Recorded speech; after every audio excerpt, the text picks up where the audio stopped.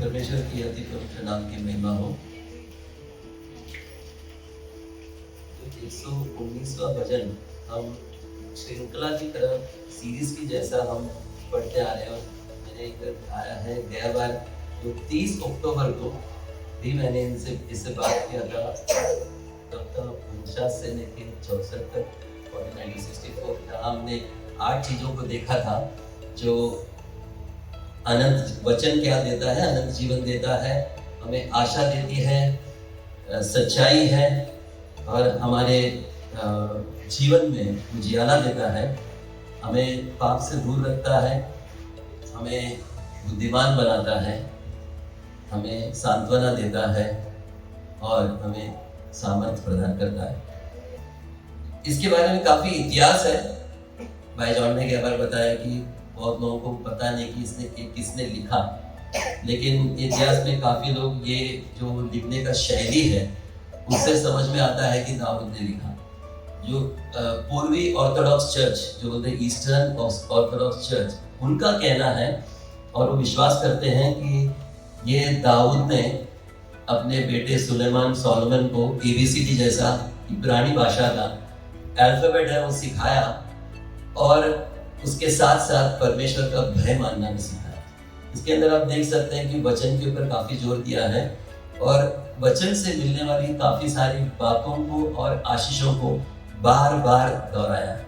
8 वचनों का एक समूह है और वैसा ये वचन आगे चलता है।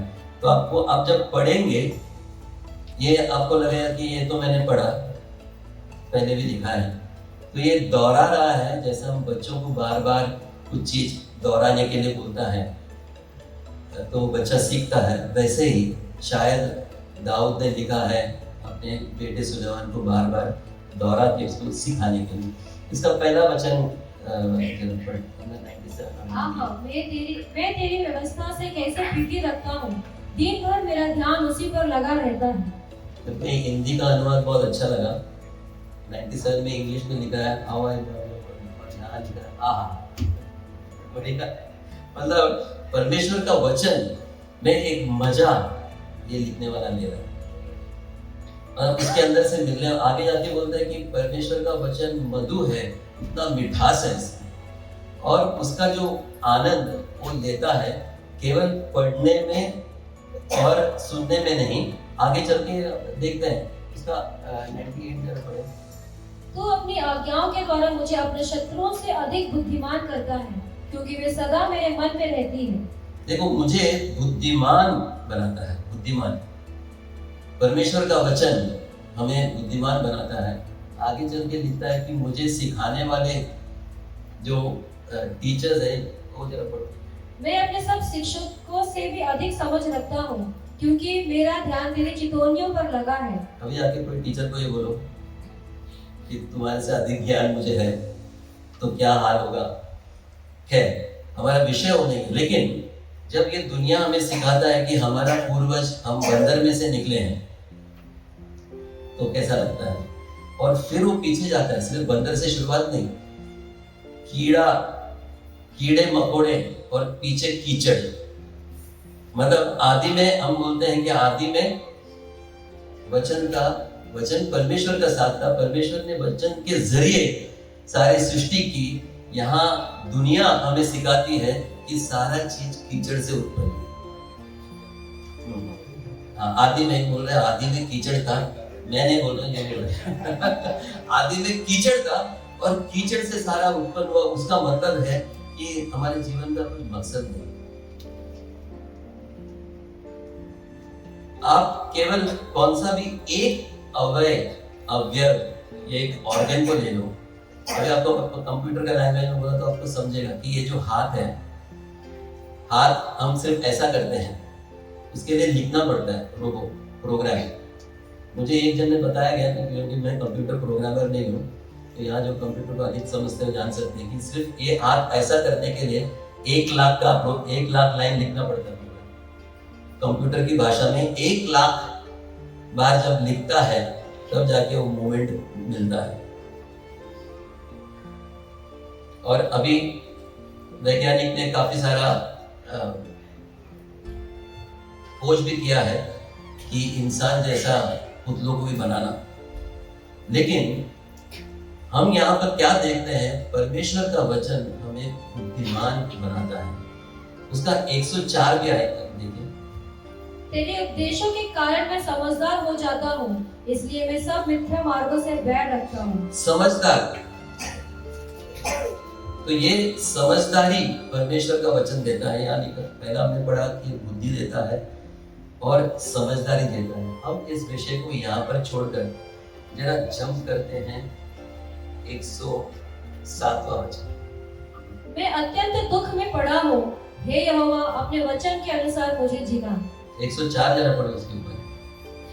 104। तेरे उपदेशों के कारण मैं समझदार हो जाता हूँ, इसलिए मैं सब मिथ्या मार्गों से बैर रखता हूँ। 107 के ऊपर कौन से क्या लिखा है? मैंने शपथ खाई और ठान लिया है कि मैं तेरे धर्म में नियमों के अनुसार चलूंगा। 105। तेरा वचन मेरे पाँव के लिए दीपक और मेरे मार्ग के लिए तेरा उजियाला वचन मेरे पैर के लिए दीपक और मेरे मार्ग के लिए उजियाला है। मार्ग के लिए उजियाला बोलने के बाद वो लिखता है 107। मैं अत्यंत दुख में पड़ा हूँ, हे यहोवा अपने वचन के अनुसार मुझे जिला। जब वो एकदम दुखी रहता है, वो कहता है कि तेरा वचन के अनुसार मुझे क्या कर जिला। मतलब हम जब दुखी रहते हैं, हमारे जीवन अस्त, दुखी का मतलब ये नहीं कि हमारे दुख का कारण बहुत कुछ हो सकता है, बीमारी से लेके हमारी आर्थिक हालत हो या मानसिक हालत हो, दुख का बहुत कारण हो सकता है। लेकिन यहाँ दाऊद लिखता है कि तेरे वचन के अनुसार मुझे जिला। वो वचन का सहारा लेता है और वो विश्वास करता है कि केवल, पहला उसने लिखा कि वो बुद्धि देता है, समझ देता है, ज्ञान देता है, हम उसके ओर आएंगे। लेकिन दुख की अवस्था में भी वो किसका सहारा लेता है? परमेश्वर का वचन। तो वचन का अहमियत हम समझने की जरूरत है। वचन क्या है? परमेश्वर का वचन कहता है कि हमने 30 अक्टूबर को ये देखा कि वचन परमेश्वर है। परमेश्वर से मुंह से निकला हुआ एक एक शब्द इतना सामर्थशाली है कि वो हमें क्या कर सकता है? जीवन दे सकता है।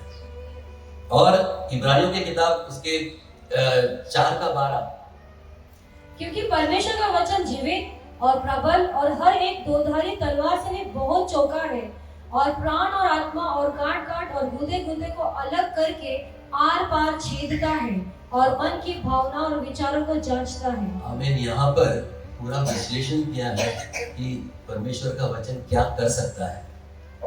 पहले हमने 30 तारीख को परमेश्वर का वचन का हमने खुलासा किया, देखा कि वो क्या कर सकता है हमें, क्योंकि आगे जो हम देखेंगे उस चीजों को समझने के लिए इसकी जरूरत है कि हम दोबारा इस पे ध्यान दें। यहाँ परमेश्वर का वचन क्या है? जीवित है। जीवित मतलब हमारे में कार्य करने की शक्ति रखता है, वो क्रियात्मक है। वो हमारे अंदर, या वो जिसके अंदर वचन रहता है, वो वचन क्या करेगा? वो अंदर काम करेगा, ऐसे ही नहीं रहेगा। दूसरा प्रबल है, शक्तिशाली है, दोधारी तलवार है। ये दोधारी तलवार क्या है? दोधारी तलवार मतलब दोनों तरफ वार कर सकता है। अगर परमेश्वर का वचन हम गलत तरीके से इस्तेमाल करें तो क्या होगा? तो हमारी तरफ भी आ सकता है। और आगे लिखा है जीव बहुत चौका है और जीव और आत्मा और गांठ गांठ और गुदे गुदे को अलग करता है, मतलब शरीर के अंदर प्रवेश करता है। और भजन लिखने वाला लिखता है कि मैं जब तकलीफ में हूं तू मुझे जिलाता है। मतलब परमेश्वर का वचन इतना क्रियात्मक है। और ये प्राचीन समय में लिखा गया और प्रेरित पौलुस यीशु मसीह के जाने के बाद करीबन 20-25 साल के बाद ये बात लिखी। उनको जो प्रकटीकरण हुआ और उनको जो समझ मिली परमेश्वर से, क्योंकि वो परमेश्वर के लोगों को या यीशु मसीह के प्रचार करने वाले लोगों को वो छेड़ते थे और दंड देते थे। ऐसा एक व्यक्ति कहता है कि परमेश्वर का वचन क्या कर सकता है। मतलब परमेश्वर का वचन, और परमेश्वर का वचन में लिखा है कि परमेश्वर को हम चखना है। हम कैसे चखें? इस परमेश्वर को हम कैसे चखें? कैसे चखें? कैसे चखें? कैसे अनुभव करें? उसके वचन के जरिए। उसके वचन के जरिए उसने हमें बताया है कि वो है कौन, और साक्षात रूप में वचन हमारे सामने यीशु मसीह के रूप में आया। अगर हम उस वचन से कुछ नहीं सीख पाएंगे तो हम जो हमारे जो दुनिया के लोग हमें सिखाते हैं वो सीखते रहेंगे। यहाँ पर भजन लिखने वाला लिखता है कि मुझे सिखाने वालों से अधिक ज्ञान मुझे देता है। और ये 105 का जो वचन है तो तेरा वचन मेरे पांव के लिए दीपक, पैर के लिए दीपक और मार्गों के लिए उजियाला है। उसका मतलब है जब हमारे मार्ग में उजियाला नहीं, अंधकार है, कंफ्यूजन है, तो उसका मतलब क्या है पता है? कि हमारे जिंदगी में रोशनी नहीं है। और यहाँ लिखा है कि तेरा वचन मेरे पाँव के लिए दीपक और मार्ग के लिए उजियाला। मतलब अगर हमारे अंदर वचन नहीं है, हम भटक जाएंगे, कंफ्यूजन में रहेंगे और ये सोचते रह जाएंगे कि परमेश्वर जी क्या हुआ मेरे साथ, ऐसा क्यों? हम यहाँ वहां दौड़ते नजर आएंगे, यहाँ वहां पूछते नजर आएंगे कि ये क्या हो रहा है। ऐसा बहुत मिसाल है हमारी जिंदगी में। लेकिन अगर हमारे अंदर वचन रहता है तो हमने गाया कि मैं तेरे राह में चलता रहूं, तू मेरी चट्टान, तुझ में स्थिर रहूं मैं। कि मैं तुझ में स्थिर रहना है। अगर परमेश्वर में स्थिर रहना है तो परमेश्वर की वचन का समझ, वचन का जो सामर्थ्य कार्य हमारे जिंदगी में अगर नहीं है तो हम ये सब बेकार है। अगर हम चलते और बात करते हैं, काम करते हैं, अगर ये वचन हमारे जिंदगी में कार्य नहीं करता तो फायदा नहीं है हमें। इससे कुछ भी लाभ नहीं। इससे अगर हम रट्टा भी मारे ये पूरा किताब, अगर वो वचन हमारे अंदर नहीं है, वो हम उस वचन को हमारी जिंदगी में क्रियात्मक बनाने के लिए हम अनुमति नहीं देते, हमारे जिंदगी को हम छोड़ते नहीं, तो फायदा नहीं है। क्योंकि परमेश्वर का वचन कार्य करने के लिए जगह भी तो चाहिए। ऐसा भी है कि कुछ गांव में यीशु मसीह ने कुछ चमत्कार नहीं किया। इसका मतलब ये नहीं कि यीशु मसीह चमत्कार नहीं कर पाते थे, क्योंकि वो लोग वहां के लोग उन्हें स्वागत नहीं किया, वो तैयार नहीं थे उस जीवित वचन को उनके अंदर लेने के। तो ये जीवित वचन जब हम समझें कि वचन में सामर्थ्य है, ये वचन जीवित है, कार्य करने वाला है, हमारे शरीर यहाँ तक हमारे हड्डियों तक पहुंचता है, तो इस वचन को हम उसी गंभीरता से लेना है जो गंभीरता से हम बाकी सब काम करते हैं। समय मिला तो वचन पढ़ा, और जब मौका आया तो वचन छोड़ दिया। और हमारा ही वचन, हम देखते हैं कि जब हमें गुस्सा आता है, हम परमेश्वर का वचन को छोड़ के अपना वचन स्टार्ट करते हैं। तुझे पता नहीं मैं कौन हूँ, मैंने क्या क्या सीख के रखा है, अभी मैं बताता हूँ मेरा वचन क्या है। कहाँ गया परमेश्वर का वचन? कहाँ गया वो जीवित वचन? तो हम उसे रोक रहे हैं। अगर मौका मिलने पर, अब्राहम लिंकन अमेरिका का एक बड़ा एक नामी राष्ट्रपति बनकर गया, जो वहाँ का गुलामी मिटाने में उनका बड़ा हाथ था। वो परमेश्वर का भक्त था।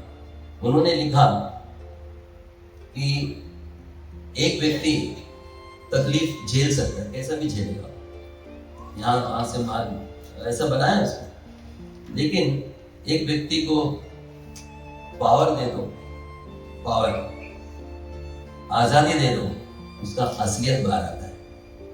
हमने देखा है दुनिया में जिसको पावर मिला है, आजादी मिला है, शक्ति मिली है, वो इस्तेमाल कैसा करते हैं। हिटलर है, सद्दाम हुसैन है, मुसलमानी है, हमारे देश में भी कई लोग ये आजादी, मतलब बोलने की आजादी, करने की आजादी इस्तेमाल करके दिखाता है कि मैं कौन हूं। तो तब परमेश्वर का वचन उनके अंदर नहीं रहता। ये परमेश्वर का वचन वो याद नहीं करते। तो परमेश्वर के वचन के साथ जुड़े रहने का फायदा ये है कि हम पाप से तो दूर रहेंगे ही, हमारा स्वभाव और हमारा दिखावा और हमारे सारे चीज जो हम लोगों के सामने दिखाते हैं उसमें उस परमेश्वर का वचन का जो चव या टेस्ट रहेगा।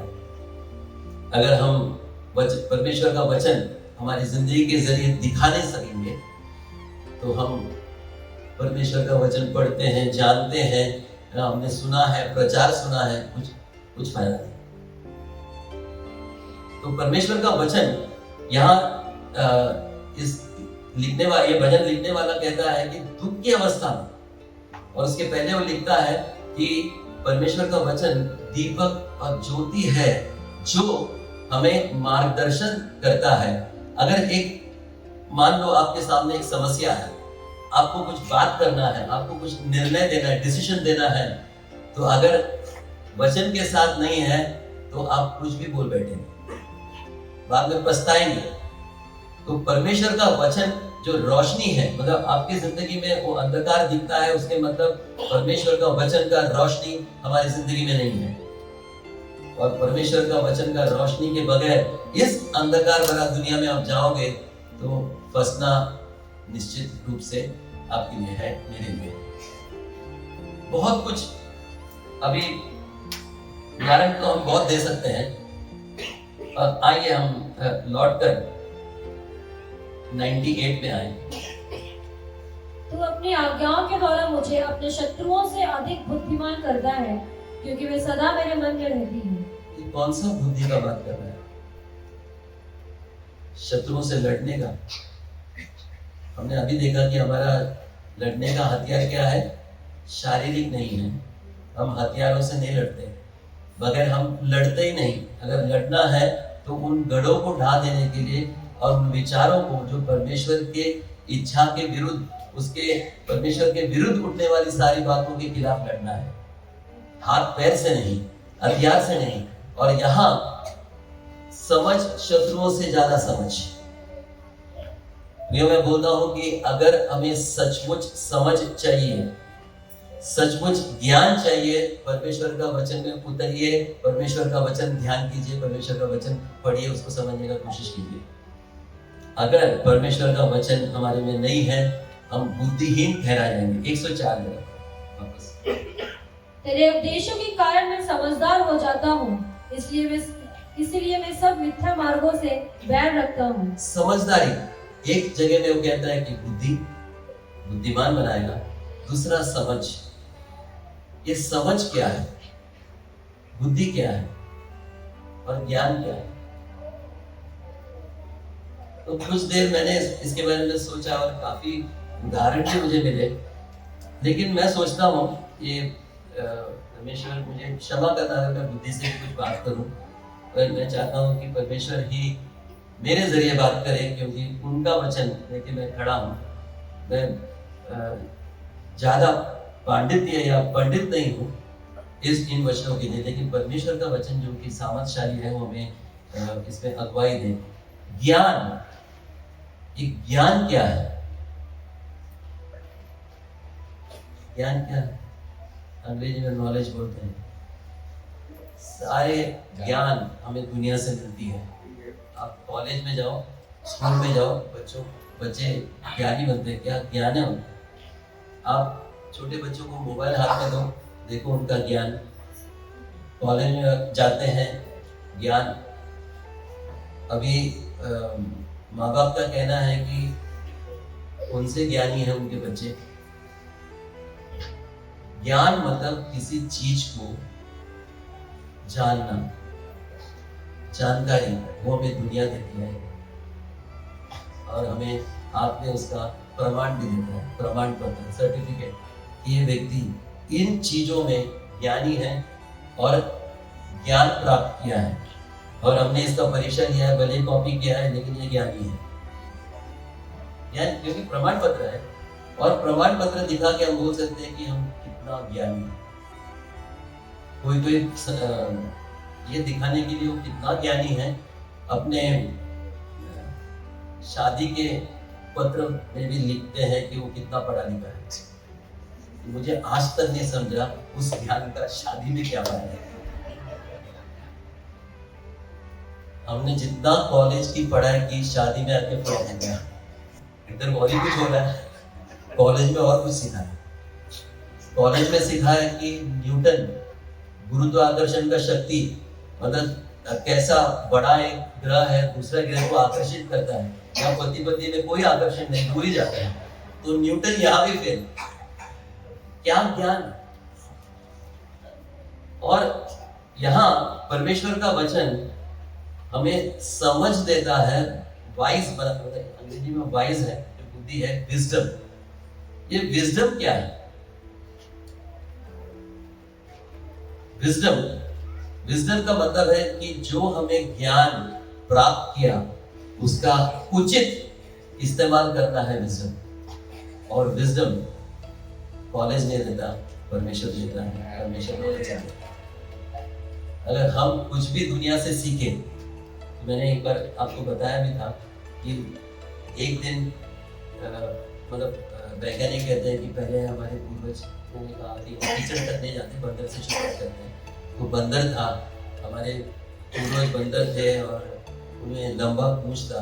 और एक दिन सुबह बंदर मुड़ के देखता तो पूंछ था, और तब से आगे चल के वो धीरे धीरे इंसान बन जाता है। वैसा नहीं, वैज्ञानिक आज भी वो आधा पूंछ वाला बंदर ढूंढ रहा है कि जो उन्हें आज तक मिली नहीं। अगर मैं अव्यय का बात बता रहा था, ऑर्गन का, कि आप केवल गूगल में जाए तो गूगल सबको क्या देता है?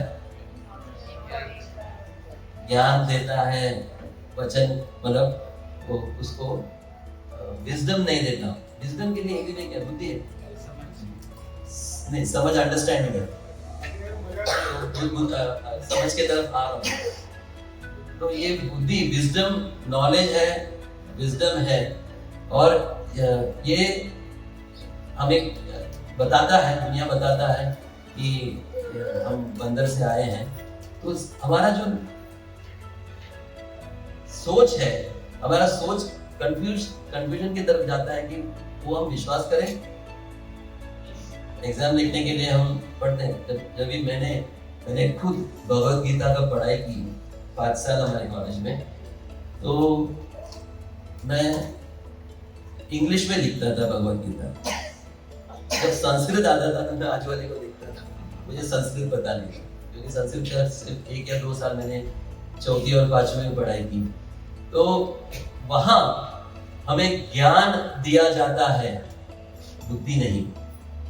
और जब हमारे अंदर ज्ञान परमेश्वर बुद्धि देता है, विजडम देता है, हमें उसका सही इस्तेमाल करने का तरीका समझ में आता है।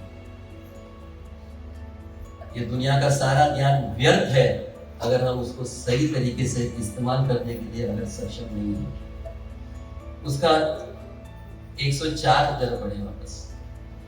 तेरे उपदेशों के कारण मैं समझदार हो जाता हूँ। समझदारी, एक तो है ज्ञान, एक बुद्धि, विजडम, दूसरा समझदारी। समझदारी मतलब हमें मिला हुआ ज्ञान, हम जब वचन पढ़ते हैं उस वचन का सही इस्तेमाल करना। और अलग अलग चीजों में समझदारी की जरूरत है। अगर शायद मैं यहाँ खड़ा रहूं, अगर परमेश्वर का वचन का समझदारी के बारे में बात करूं तो कई दिन लग जाएंगे। इतना समझ है, इतना एक महासमुंदर है ये परमेश्वर का वचन, जो आज भी हम पढ़ते हैं। पहला पढ़ा हुआ है, लेकिन अगली बार जब हम पढ़ते हैं कुछ नया परमेश्वर ने सिखाया है। परमेश्वर का वचन का जो मॉडर्न है, मतलब हम बोल नहीं सकते कि प्राचीन है, पौराणिक है, पुराना है। आज सुबह भी अगर आप वचन पढ़े होंगे तो आपको समझ में आएगा, उसमें से भी आपको एक संदेश परमेश्वर देता है, क्योंकि जीवित है, उसके जरिए आपसे बात करता है, मेरे से बात करता है। तो इस समझ के तरफ को आएंगे। कुछ समझ के बारे में हम देखेंगे, ज्यादा नहीं। परमेश्वर का जो प्रेरित पौलुस जो साउल था, और काफी उस जमाने में एक उस जमाने का ग्रेजुएट माना जाता है। वो गमालियल जैसा बड़ा विद्वान का शिष्य था, और काफी सारी दुनिया का जानकारी लेने के बाद, दुनिया की अच्छी नौकरी करने के बाद और उस नौकरी से मिला हुआ सामर्थ्य और अधिकार और सारे वैभव को लेकर वो घुड़सवार होकर जब गया तो यीशु मसीह के साथ इसका मुलाकात हुआ और घोड़े के ऊपर से वो गिर पड़ा। और आपको इसका इतिहास पता है। वो व्यक्ति यीशु मसीह को के बारे में अलग अलग बार अपना 14 जो बकरी में चित्रण किया है हमें बताया। आइए दूसरा कुरिन्थियों उसका 12वां वचन पढ़ें। इसका 12वां अध्याय 15वां वचन 12:15।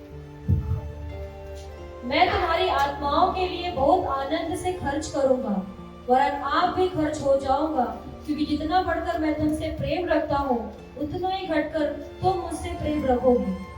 तो यहाँ प्रेरित पौलुस खर्च हो जाऊंगा ऐसा कहता है। आज खर्चे का बात आता है तो टेंशन भी आया है। खर्चा किस तरीके का खर्चा?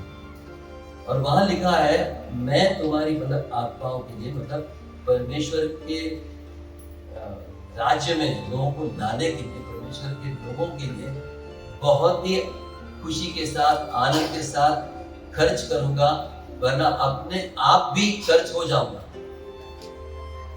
ये एक समझ है। मैंने कहा आपको कि सारे समझ को हम ये इतना सीमित समय में हम नहीं देख सकते हैं, लेकिन प्रेरित पौलुस कहता है कि मेरा शरीर, मेरा आत्मा, मेरा जीवन मैं खर्च कर दूंगा आपके लिए, और जितना बढ़कर मैं तुमसे प्रेम रखता हूं उतना ही घटकर तुम मुझसे प्रेम रखोगे। सवाल है, मतलब वो अपेक्षा नहीं करता इस प्रेम का। उसके पहले वो कह देता है कि मैं तुम्हारे लिए, ये सुसमाचार के लिए मैं अपने आप को क्या करूंगा? खर्च कर दूंगा, खर्च हो जाऊंगा। दूसरा एक जगह में प्रेरित पौलुस लिखता है कि मैं बह जाऊंगा, जैसा पानी बह जाता है एक जगह रहता है। यहाँ पर लिखता है कि खर्च हो जाऊंगा। तो जब मैं ये वचन की ओर मेरा ध्यान आकर्षित हुआ तो मैं सोचा कि खर्च होना क्या है। हर व्यक्ति खर्चे से डरता है, और जब खर्चा अपने जेब से जाता है, हमको कुछ फायदा नहीं होता है तो और टेंशन आता है। अगर मैं खर्चा करूं, मुझे या मेरे परिवार को फायदा हो जाऊं तो मैं तृप्त हूं। अगर मैं खर्चा करूं और मुझे फायदा नहीं, मेरे परिवार को फायदा नहीं, मेरा बेटा बेटी को फायदा नहीं, तो मुझे अच्छा नहीं लगता। यहाँ उस फायदे के बारे में नहीं कह रहा है, और पैसा खर्चा करने के बारे में नहीं कह रहा है। वहां पौलुस कह रहा है कि मैं पूरा क्या करूं? खर्च हो जाऊं। अभी आप बोलेंगे कि ये समझ और जो बुद्धि, उसमें उसका क्या संबंध है? प्रेरित पौलुस ने इस परमेश्वर को करीबी से जाना है, और जब आप इस परमेश्वर को करीब से जानोगे तो आपका ये वचन आपको समझ में आएगा। एक बार एक व्यक्ति को मैंने सुसमाचार सुनाया। उसने मुझे कहा कि आप लोग पैसा देके धर्म परिवर्तन करते हैं, पैसा देके धर्म परिवर्तन करते हैं, और हमारे वहाँ बहुत से लोग हैं जो पैसा लेके यीशु मसीह को अपनाया है। तो मैं बोला भाई, एक चीज मैं बोलना चाहता हूँ कि ऐसा एक व्यक्ति, उस व्यक्ति आपके इलाके में कहीं भी है, तो उस व्यक्ति से मैं मिलना चाहता हूँ कि कितना पैसा मिलने पर उसने उसका धर्म को त्यागा। कब मिलाओगे मुझे? आज तक वो मिलाया नहीं। और उसके बाद मैंने उससे कहा कि मैं तुम्हें बोलता हूँ कि अगर तुम ये परमेश्वर को सही रूप से जानोगे, तुम पैसा नहीं लेंगे, आप पैसा दोगे। मेरे मुंह से तभी ये वचन निकला, तभी शायद ये वचन मुझे ध्यान में भी नहीं होगा, अनजहन में है, लेकिन मुंह से निकला कि अगर तुम इस परमेश्वर को, ये परमेश्वर कौन है, और जानोगे तो तुम पैसा लोगे नहीं, तुम दोगे। और पौलुस एक स्तर आगे जाके बोलता है कि मैं पूरा खर्चा होने के लिए तैयार हूं इस परमेश्वर, तुम्हारे लिए मैं खर्चा होने के लिए तैयार हूं। तो ये एक समझ है कि ये परमेश्वर को हम जानने के बाद, ये परमेश्वर को समझने के बाद, उसका जीवित वचन को जानने के बाद हमारा अगला निर्णय क्या है कि क्या हम खर्च होने के लिए तैयार हैं। तो गए हफ्ते में ऐसा बैठा था तो एक व्यक्ति आके मुझे पूछा, ये इधर खाना देता है और मैं फुकट में खाती हूँ, ऐसा काफी लोग। तो मैं बोला हाँ सिस्टर क्या हुआ? बोलते मैं तो फुकट का ही खा रही हूँ। मैं बोला कौन बोला? फिर ये कौन दे रहा है? मैं बोला परमेश्वर दे रहा है, क्योंकि उसे दिखाई नहीं दे रहा परमेश्वर। तब देखा है कोई बहन लोग खाना पका रहा है, कोई बहन लोग परोस रहा है, तो इसमें परमेश्वर कहाँ? मैं बोला ये बात नहीं है। ऐसा हमारे यहाँ काफी लोग हैं जो तेल देता है, चावल देता है, पैसा देता है, चलता है। परमेश्वर आज तक इसको रुकाया नहीं। मुझे लगता है आज भी खाना बन गया, हाँ आज तक रुका। अगला हफ्ते का परमेश्वर देखेगा। तो ये एक समझ है। और मैं उनको बताया कि देखो आप भी योगदान दे सकते हैं। तो बोला कैसे? ऑफरिंग में डाल दूं? मैं बोला नहीं, ये ऑफरिंग में डालेगा तो वहां शायद खाने तक पहुंचेगा नहीं। वो भाई जॉन तक जाता है, चर्च फंड में जाता होगा शायद, मुझे वो पता नहीं। हाँ कि एक्चुअली यहाँ से लेते हैं, हाँ अनिल के पास जाता है। और देखो अनिल ऐसे खड़ा, उसके हाथ में झोली नहीं है, लेकिन आप पूछ सकते हैं। तो पता नहीं कि वो क्या समझा और क्या समझी, लेकिन बहुत साल पहले मुझे एक बाइबल मेरे दोस्त ने दिया था, इससे बेहतरीन बाइबल, बड़ा, उसका नाम ओपन बाइबल। और मैंने जब पूछा ये बाइबल कितने का है? 20 रुपए। मैं तो विश्वास ही नहीं किया।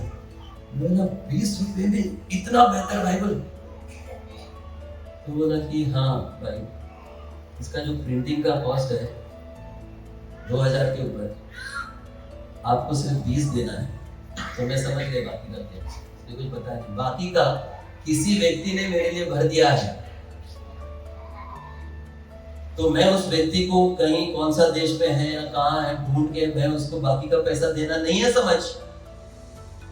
मेरा प्राथमिक समझ ये है कि इसका 20 रुपया मैं दे रहा हूं, ये इसके पीछे बात क्या है, ये कैसा 20 रुपये में मेरे पास आया। उस बहन को मैं ज्यादा बताया नहीं क्योंकि शायद दुखी हो जाती थी, क्योंकि मैंने सुना है कि यहाँ तो जब पैसा पूछा जाता है लोग दुखी होते हैं, क्योंकि खर्चा है भाई, खर्चा है। तो मैं आपको एक दो टिप्स देता हूँ कि वो ऐसा भी बोला है कि पैसा मांगो ना, ये तो याद नहीं आता। मैं बोला आपके सामने खाना आया तो ही आप खाते हैं क्या? भूख लगता तो जाता है कि नहीं? तो आपके सामने डब्बा ही रखना जरूरी है, हर व्यक्ति के सामने एक डब्बा रखना जरूरी है। तो एक सिंपल टिप्स है, इसलिए मैंने पहले बोला कि मेरे बुद्धि से कुछ निकला तो माफ करना मुझे। कि आपके सामने जब वो प्लेट आता है, आप सोचना चाहिए कि ये प्लेट अगर मैं होटल में खाता, मेरे घर में खाता, होटल में खाता तो 100 रुपया होगा, होटल में लोग निश्चित रूप से 20 रुपया होगा। ये कौन दे रहा है? परमेश्वर ने व्यवस्था क्यों रखा? परमेश्वर चाहता है कि हम खर्च हो जाए इसके लिए। प्रेरित पौलुस को समझ मिला, अपने को डर है कि आज मेरे पास 20 रुपया मैं दे दूं तो मुझे क्या। अब मैं गवाही बताता हूँ। एक बार मेरे पास 200 रुपये था से, मैं कहीं दूर से घर आ रहा था और लास्ट का 200 रुपया ये जेब में था और मैं हमारे ऑफिस का ही गाड़ी में बैठा था और बाकी सब लोग उतर गए, तो मुझे थाना स्टेशन तक आना था। तो एक व्यक्ति मेरे पास आया और बोला मुझे पैसा चाहिए, कुछ मिलेगा? तो मेरे मन में हंसी आ रहा है। मैं बोला कितना चाहिए? बोलता 200। और सचमुच अंदर हंस पड़ा। तो मैंने बोला परमेश्वर इसको कैसा मालूम कि 200 रुपया मेरे जेब में? तो मैं और घर तक पहुंचने तक मेरे पास सिर्फ पास है और रिक्शा का पैसा भी नहीं, मैं बाइक रखा था। तो घर पे आने के बाद शायद पैसा मिल जाएगा ऐसा, लेकिन थोड़ा तंगी भी चल रही है। तो मुझे 200 रुपये चाहिए। मैं ये ले भाई, मन में मतलब प्रेज द लॉर्ड, ठीक है जा, अभी तेरा जरूरत है जा। तो उसने क्या सब ऐसा कुछ जाम है बोला नहीं, मतलब ये ले अच्छी तरीके से दिया। और थाना स्टेशन में मैं आया और मेरा तभी मेरे मन में चल रहा था कि मेरा जो तभी स्कूटर था, बाइक नहीं था, स्कूटर भी बहुत पुराना हो गया था।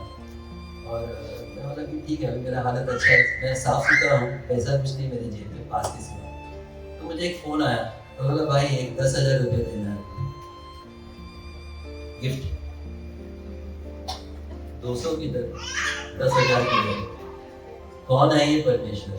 हाँ, अगर मैं उस प्लेटफॉर्म में घुटने टेक के जोर से प्रार्थना करता था, ये परमेश्वर तू जानता है मैंने अभी कितना बड़ा काम किया, 200 रुपया दे दिया तेरे नाम के लिए, जस्ट समझ। अगर मैं करता तो मैं मजा नहीं आता था। गुप्त में देखने वाला परमेश्वर खुले हाथ में हमें देता है। तो इसके लिए परमेश्वर को समझना है, उसके वचन को। ऐसा काफी गवाही है जो मेरे बुद्धि, मैं कभी कभी जब कभी ऐसा कुछ समस्या आते हुए जब देखता हूँ तो मैं ऐसा, मेरा प्रार्थना ये है कि परमेश्वर मुझे मालूम है मैं कहीं जाके अटक रहा हूँ और मुझे पता है कि तू छुड़ाएगा, लेकिन इस बार देखने का है कि आपका तरीका क्या होगा। हर बार नया तरीका। ये परमेश्वर के साथ चलना, इसको समझना, इसके वचन को समझना प्रियो आपके और मेरे समझ के बाहर है।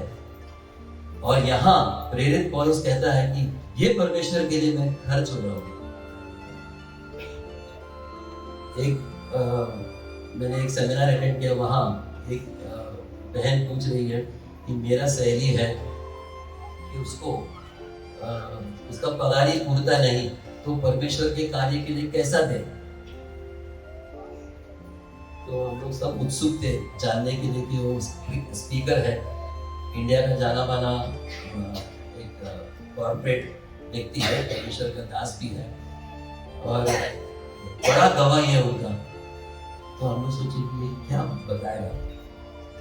वो बोला कि वो आपका सहेली को बोलो कि परमेश्वर से प्रेम करे। कितना देना है, देने के बाद आपको खर्चा करना है, इसने ये नहीं कहा। उन्होंने कहा कि केवल उनसे कहो कि इस परमेश्वर से प्रेम करो, उसको बुद्धि मिल जाएगी कि उसको कितना देना है, कितना खर्चा करना है। प्रेरित और उसको समझ मिला कि मैं पूरा परमेश्वर के लिए खर्च लूं। हम जब इस दुनिया को देखते हैं ना कि मैं क्यों खर्चा करूं, मैं ही क्यों ये करूं।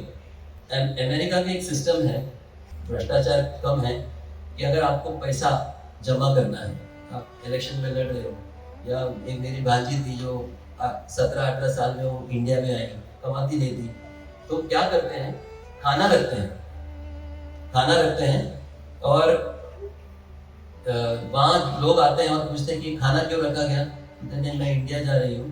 तो लोगों ने एक प्लेट लिया और उन्होंने देखा, हाँ ये मैं अगर होटल में खाऊं तो शायद $10, ठीक है, मेरे तरफ से $25 वैसा वहाँ। और वहाँ पर दूसरा एक सीन पता था जो हुआ है, मनगढ़ंत कहानी नहीं है।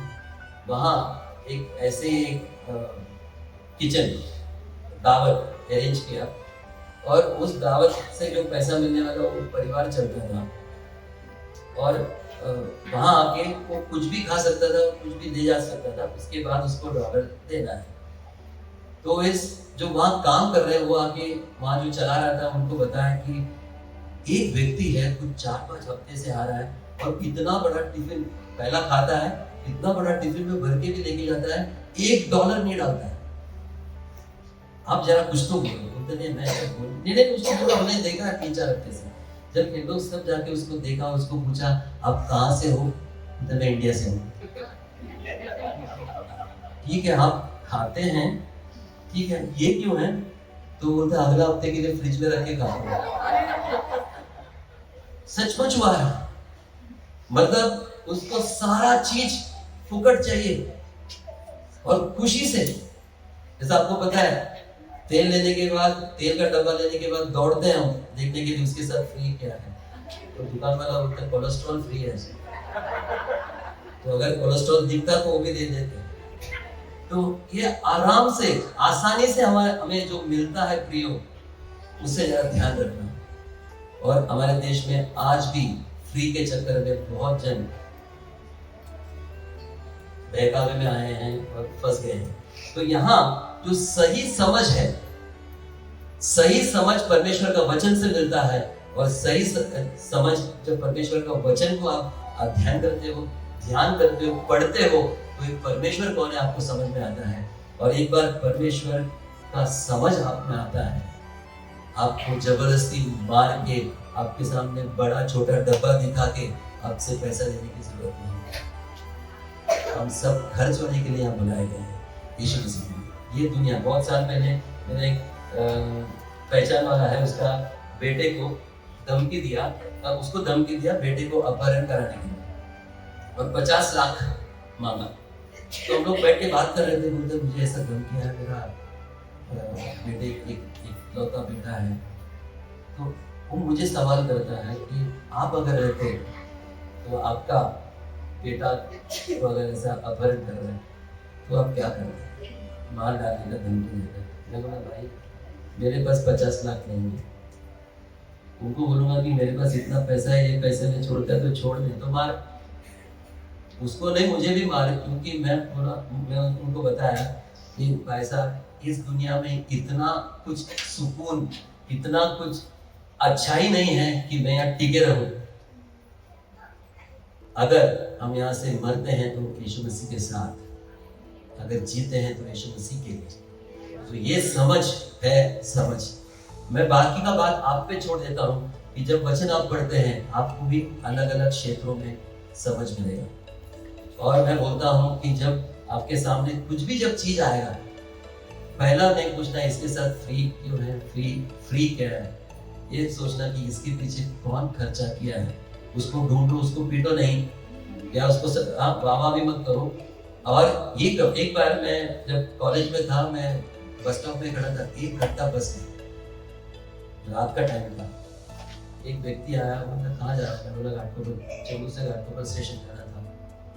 तो मुझे बड़ा बुजुर्ग था, मतलब मेरे से तो काम करने वाला था, हम लोग कॉलेज में थे। तो मुझे रिक्शा में बिठाया, वहाँ से उस वक्त में कुछ, आज 100 रुपये है, वहाँ कुछ 30-40 रुपये थे। तो आया, मैंने अपना जेब से पैसा निकाला, तो उसने मुझे क्या कहा पता है, पैसा नहीं चाहिए, तुम भी मौका मिला तो और किसी को लिख दे दो। ये फैलना चाहिए प्रियो।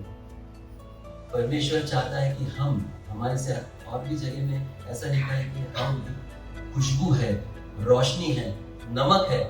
हम जब तक लोगों में इस तरीके से फैलेंगे नहीं, हम जब तक हमारा धन, हमारा पैसा को अपने जेब के अंदर छिपा के रखेंगे, वो कार्य नहीं करेंगे। आप जरा खुले होकर देने के लिए सीखो, वो समझ लाओ, और आपका जिंदगी बदलते हुए देखो। आइए इन वचनों से हम परमेश्वर में आशीष दें। थोड़ा शर्म प्रार्थना करें। पिता परमेश्वर, हम आपको स्तुति और धन्यवाद करते हैं। हमने देखा कि आपका वचन कितना प्रबल है, जीवित है और शक्तिशाली है, हमारे हृदय के अंदर और हमारे शरीर के अंदर प्रवेश करने का ताकत रखने वाला वचन है, इसलिए हम आपको धन्यवाद करते हैं। उस वचन के जरिए हमसे बातें की, इसलिए धन्यवाद।